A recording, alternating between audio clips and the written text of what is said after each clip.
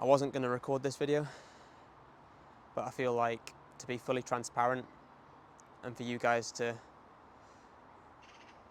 trust that I've ridden with integrity for future races and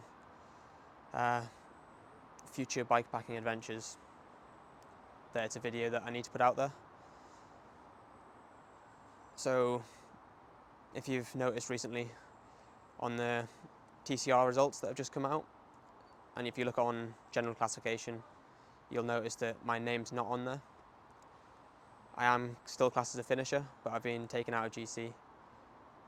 A month and a half ago, I got an email stating that I had been taken out of GC, giving the reason that I'd ridden out of category and that I'd been riding with another rider for a substantial period of time. And I got this clarified, and a substantial period of time is 30 or 40 minutes. It's not a rule that I was aware of at the start of the TCR. I only found out about this rule when I got this email stating that I'd been taken out of GC.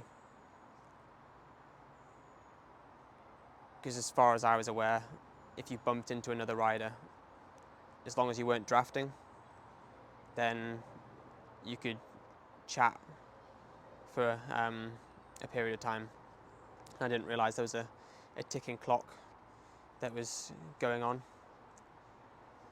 And there was one point in Romania, me and Rodrigue were told that by the marshals that we probably should ride the parkour in Romania together, because there's some violent shepherd dogs up there, and violent shepherd dogs are protecting the livestock from wolves, and it was getting dark, so they said it might be wise to ride together, which we did.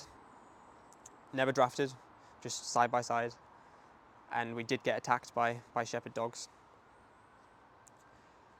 But at the start of the TCR, you're given a brevet card, and on the back of this brevet card, you have 10 rules. I'll read them out now. Number 1 is ride from start to finish via controls listed here. Number 2 is no third-party support, resupply or lodgings.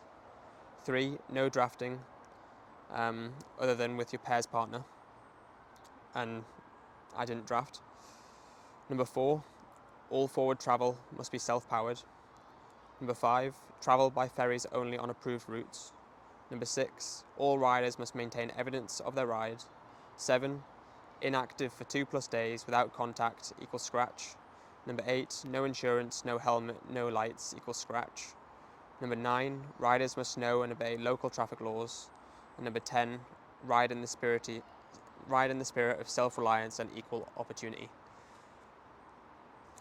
And I feel like I obeyed by these rules, and it does state in the race manual that these rules are down to interpretation, and that any interpretation of these rules is for race reporting and general classification is completely down to the race director, which is fair enough, and that's how things should be. And yeah, unfortunately, I've been taken out of GC, which means that I haven't actually completed an ultra race and finished on GC this year, because in All Points North, I disqualified myself for borrowing a tool from a random guy who passed me by on a recumbent. I was trying to fix my tubeless puncture, and I was trying to remove the valve core to put a tube in, and I couldn't do it with the tools I had, so he let me borrow a spanner and something to bodge it out. So yeah, hopefully next year I can change that. But ultra racing has been a massive learning curve for me this year, and I'll take on board everything that I've learned. And with this race, yeah, I'll hopefully put that into use and be able to get a finish on GC next year. I don't regret anything that happened, because the moments when I was riding with other riders side by side are my fondest memories of the entire 12 and a half days that it took me to get from the two sides of Europe.